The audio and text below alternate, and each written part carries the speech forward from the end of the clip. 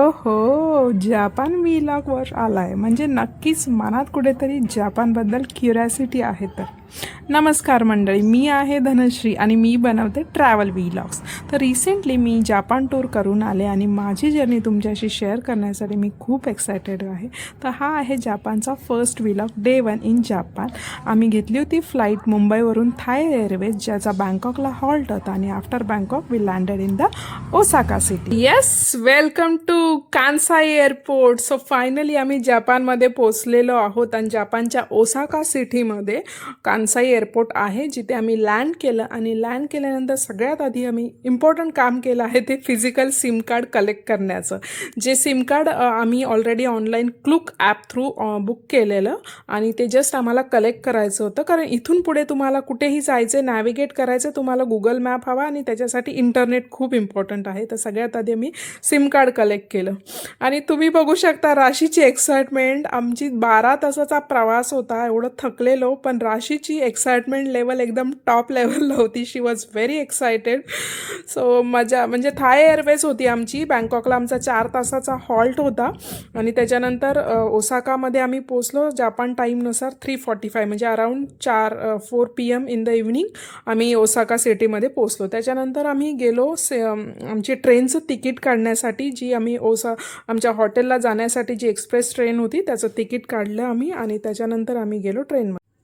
जी train आम्ही catch केली ती होती Haruka express. Haruka express train आमची होती आणि त्याच्यासाठी तुम्हाला 2 तिकीट लागतात, एक तर बेस फेअर तिकीट आणि एक IC कार्ड. हे जे IC कार्ड आहे ते ट्रॅव्हल कार्ड आहे आणि जे दुसरं बेस फेअर तिकीट आहे तेही तुम्हाला कंपल्सरी आहे फॉर एक्सप्रेस. प्रत्येक एक्सप्रेसचं वेगळं असतं त्यानुसार. आणि जे IC कार्ड आहे ते तुम्ही सगळीकडे वापरू शकता, अगदी बसमध्ये, ट्रेनमध्ये, इवन शॉपिंगसाठी सुद्धा तुम्ही ते IC कार्ड वापरू शकता. तर ते तुम्हाला कंपल्सरी सगळीकडे लागणार आहे ट्रॅव्हल करायला. कोणतीही ट्रेन, मेट्रो असेल, तुम्हाला ते कंपल्सरी लागणार आहे. ते तुम्ही एअरपोर्टवरून कलेक्ट करू शकता.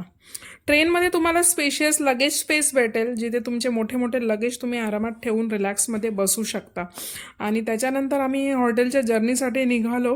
राशीची एक्साइटमेंट लेवल हाय होती. आम्ही मस्त मजा करत, म्हणजे आम्हाला ती एक्साइटमेंट खूप होती की फायनली आपण जपानमध्ये पोचलो आहोत आफ्टर लॉंग प्लॅनिंग. आणि मग आम्ही पोचलो आमच्या हॉटेलला. इव्हनिंग झाली होती, ऑलमोस्ट 7 वाजले होते आणि तिथे आम्ही चेकिंगची प्रोसेस कंप्लीट केली आणि की कलेक्ट करून मग आम्ही आमची रूम पाहण्यासाठी एक्सायटेड होतो की रूम कशी आहे. तर मग आम्ही रूम पाहायला गेलो की कलेक्ट करून. आणि ही आहे आमची हॉटेलची रूम, जी आम्हाला जपानच्या मानाने बऱ्यापैकी स्पेशियस वाटली, कारण जपानमध्ये तुम्हाला स्पेशियस रूम भेटणं खूप मुश्किल आहे. तर ही आम्हाला त्या मानाने स्पेशियस वाटली. सोफा वगैरे होता साईडला बसण्यासाठी आणि छान कम्फर्टेबल होती.